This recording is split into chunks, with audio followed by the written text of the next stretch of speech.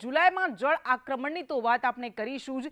केवी रीते देशना अलग अलग भाग में वरसाद कहर मचावी रह्यो छे ने पूरने कारणे ताराजी सर्जाय छे ए दृश्यों में आपने बतावीशुं। गुजरातने लईने शुं आगाही करवामां आवी छे ए पण आपने बतावीशुं अने वात करीशुं ए राजकोट अग्निकांडनी। 52 दिवस वीती गया, 4 कमिटीओनी रचना कराई अने छेल्ले केवी रीते तपासमां फींडલું વાળવામાં આવ્યું છે, तपासने माळीए चढ़ावવાનો प्रयास थयो छे एनी वात करीशुं अने त्यारबाद वात करीशुं के विकासना नामे केवी रीते वृक्षोनुं छेद थई रह्यो छे। परंतु शुरुआत करिए जुलाई में जल आक्रमण थी। तो छेल्ला केटलाक दिवसोथी सतत भारे वरसाद वरसी रह्यो छे, खास करीने पश्चिमी भारत में अने पूर्व भारत में। परंतु एनी शरूआत थई हती आसामथी। ए उत्तर पूर्वनो भाग के ज्यां जोरदार वखते ब्रह्मपुत्रा नदी एमां ताराजी वेरे छे, तबाही सर्जे छे अने विनाश नोतरे छे।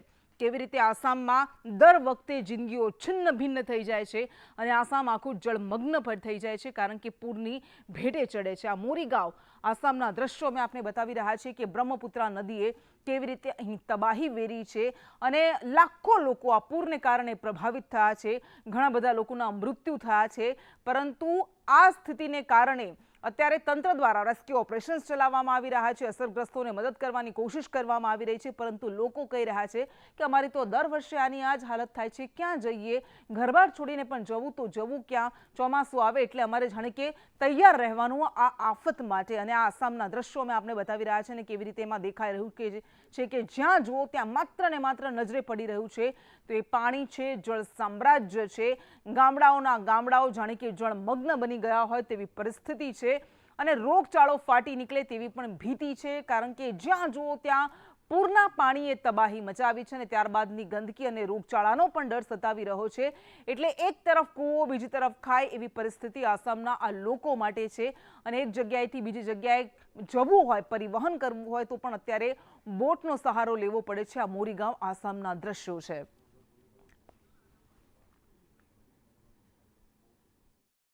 नदी तोड़ दिया, तो नदी तोड़ देने के बाद में फिर हम लोग यहाँ मंदिर के सामने सरकारी माटी है, वहाँ पर हम लोग अपना घर बनाकर रहने लगी। यहाँ पर रहते रहते 10-15 साल हो गया। फिर यहाँ भी तोड़ दिया, फिर माथावारी बनाया, फिर हम लोग यहीं पर रह रही है। दूसरा जगह में जा नहीं सकती है, माटी बाड़ी रख नहीं सकती है, इसीलिए हम लोग यहीं पर रह रही है। અને નેપાળમાં ભારે વરસાદ વરસ્યો અને આ નેપાળનો ભારે વરસાદે તબાહી લેતો આવ્યો ભારતમાં પણ, બિહાર અને ઉત્તર પ્રદેશમાં પણ। બિહારના દ્રશ્યો આપણે બતાવીશું કે કેવી રીતે કોસી અને ગંડક નદીએ રૌદ્ર સ્વરૂપ ધારણ કર્યું અને ચોતરફ તબાહી મચાવી। બિહારના અરરિયાના આ દ્રશ્યો છે અને બિહાર જાણે કે તૂટતા પુલની ધરતી બની ગયો એમ વારંવાર અહીં પુલ તૂટતા રહે છે, લોકોના પૈસા પાણીમાં વહેતા રહે છે। 2017માં અરરિયામાં આ પુલ બન્યો હતો અને 2024માં આ વહી ગયો છે।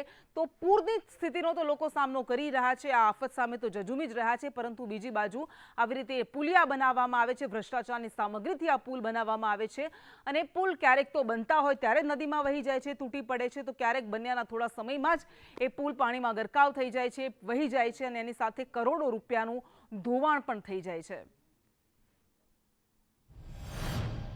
3-4 दिन पहले भरा है और ये परसों ये पुल आप देख लें जन समाधि ले चुके हैं। ये विभाग की लापरवाही के चलते विभाग के कई लोगों, जनप्रतिनिधि द्वारा उसको सूचना दी गई थी कि यहाँ पुला डैमेज हो रही है। आप एक देख सकते हैं, ये पुला का ये स्थिति है, एक सामने पुला आप देख रहे हैं उसका भी वही स्थिति है। वो हमको लगता है 1-2 दिन में वो भी गिर जाएंगे। એટલે બિહારમાં એક તરફ લોકો પૂરની સ્થિતિનો સામનો કરી રહ્યા છે, અહીંયા પણ જિંદગી જાણે કે તબાહ થઈ ગઈ છે, જ્યાં જુઓ ત્યાં તારાજી વેરી છે આ પૂરે અને બધા વચ્ચે આવી રીતે ભ્રષ્ટાચારના પુલ તૂટતા રહે છે। એટલે લોકોની હાલત અત્યંત કફોડી થઈ ગઈ છે, કારણ કે આ નેતાઓ, આ સરકારો, આ તંત્ર ક્યારેય સમજતી નથી કે આના કારણે લોકોએ કેટલું વેઠવું પડે છે, ભોગવવું પડે છે।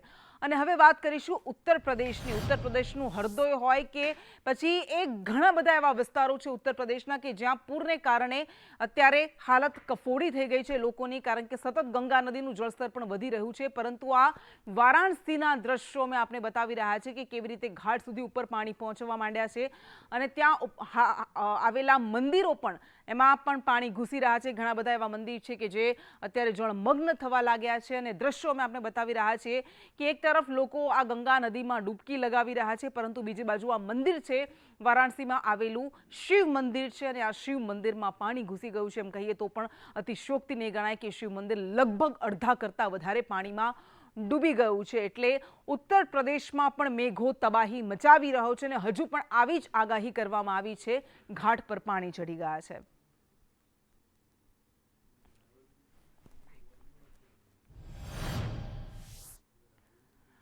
અને માત્ર ઉત્તર પ્રદેશમાં જ હાહાકાર મચ્યો હોય વરસાદથી એવું નથી। આ મહારાષ્ટ્રના દ્રશ્યો અમે આપણે બતાવી રહ્યા છીએ। મહારાષ્ટ્રના થોડા સમય પહેલા આપણે જોયું હતું કે કેવી રીતે માયાનગરી મુંબઈને જળ તરબોળ કરી નાખી હતી અને આ દ્રશ્યો છે નાંદેડમાં વહેતા પ્રવાહમાં સ્કૂલે ગયેલા આ ભૂલકાઓ ફસાઈ ગયા હતા। જાણે કે રસ્તા પર નદીઓ વહેતી હોય તેવી સ્થિતિનું નિર્માણ થયું છે અને એ જ પાણીના પ્રવાહમાંથી આ જોખમી પ્રવાહ છે, કંઈ પણ થઈ શકે છે, પરંતુ કોઈ વિકલ્પ નથી અને પરિણામે આવી રીતે સ્કૂલના ભૂલકાઓએ આવી જ રીતે કતારબંધ આ પ્રવાહમાંથી પસાર થવું પડ્યું હતું।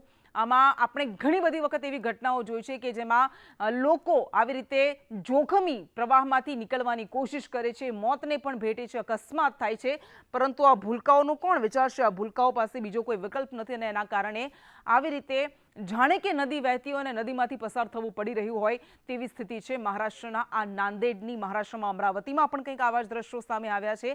મહારાષ્ટ્રમાં રાયગઢમાં પણ મેઘો અત્યારે તબાહી મચાવી રહ્યો છે, મુશળધાર વરસાદ વરસી રહ્યો છે અને મુંબઈ માટે પણ એવી જોખમી ડરાવતી આગાહી કરવામાં આવી છે। અને હવે દ્રશ્યો બતાવીશું દક્ષિણ ભારતના એ કેરળમાં કે જ્યાંથી મોન્સૂન પ્રવેશે છે, પરંતુ આ મોન્સૂન મુશ્કેલીઓનું મોન્સૂન બન્યું છે। એર્નાકુલમના દ્રશ્યો મેં બતાવી રહ્યા છીએ કે કેવી રીતે અહીંયા પણ કેટલાક એવા વિસ્તારો છે કે જ્યાં મુશળધાર વરસાદને કારણે, સાંબેલાધાર વરસાદને કારણે પૂરની સ્થિતિ સર્જાય છે અને અહીંયા પણ મહાદેવ મંદિર એ પાણીમાં ગરકાવ થઈ ગયું છે। આ દ્રશ્યોમાં આપણે બતાવી રહ્યા છે કે કેવી રીતે મહાદેવ મંદિર પાણીમાં ડૂબી ગયું છે અને લોકો આ પૂરના પાણીમાં, એર્નાકુલમના દ્રશ્યો અને લોકો આ પૂરના પાણીમાં એ નાના નાના ભૂલકાઓ હોય, કેટલાક મોજ માણી રહ્યા છે। કદાચ એમને પરિસ્થિતિની ગંભીરતાનો હજુ ખ્યાલ નથી કારણ કે બાળપણ છે, પરંતુ લોકો અત્યારે ખૂબ ખરાબ સ્થિતિમાં મુકાઈ ગયા છે કેરળમાં પણ।